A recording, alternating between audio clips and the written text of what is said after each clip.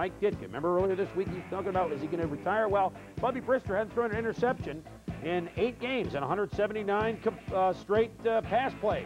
But his first pass play on this day, picked off by Lemuel Stinson. Stinson cuts back for 13 yards to the Steeler 20-yard line. Stinson, one of the Bear defenders, standing tall on this afternoon. After a couple penalties put the Bears back at the 40, Jim Harbaugh goes to work. And I don't know if he's a poor man's Bobby Douglas or whatever, but Tommy, just likes to run the football, doesn't he? Well, he was such a good runner in college. I think he feels a lot more comfortable taking off with the football than throwing it up for grabs.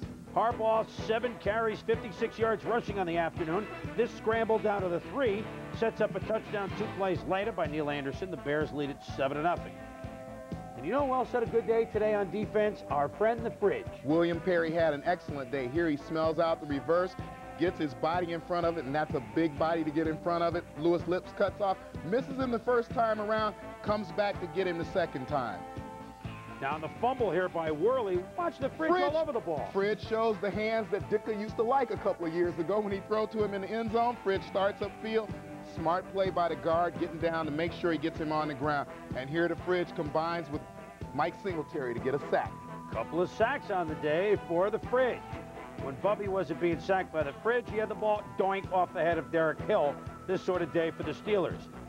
Harbaugh hits a wide open Brad. Colonel Mustard. He does it in the dining room with the candlestick for a touchdown, 20-0 at the half. In the second half, the Steelers try to come back. Louis Lips hauls it in, goes 60 yards, but Lemuel Stinson hauls him down. And 2 plays later, the shutout is preserved when Stinson, his second interception of the day, 3 in all thrown by Bubby Brister.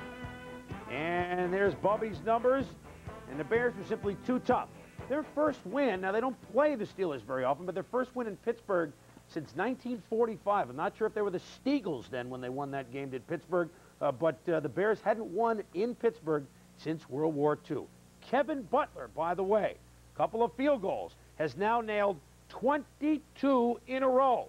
That ties him for second on the all-time list with Pat Leahy, the record of 23 straight field goals over a couple of years by Mark Mosley. So the next game, Butler might have himself a spot in the NFL record book. Celebrate a sunny afternoon in Pittsburgh, then with a cold one. And with such a big beverage hanging around, it's nice to have a big fridge. William Perry may not be less filling, but despite double teams, he played great.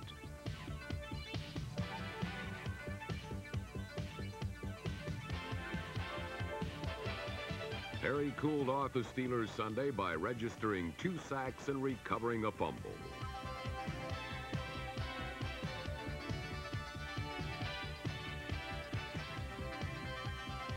Chicago's defense held Pittsburgh to 54 yards rushing and picked off 3 passes to raise its league-leading total to 21.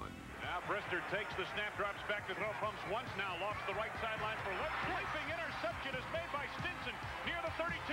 Turns upfield to the 30, cutting right to the 25. Stinson breaking down the right side. Across the 25 is brought down near the 20-yard line.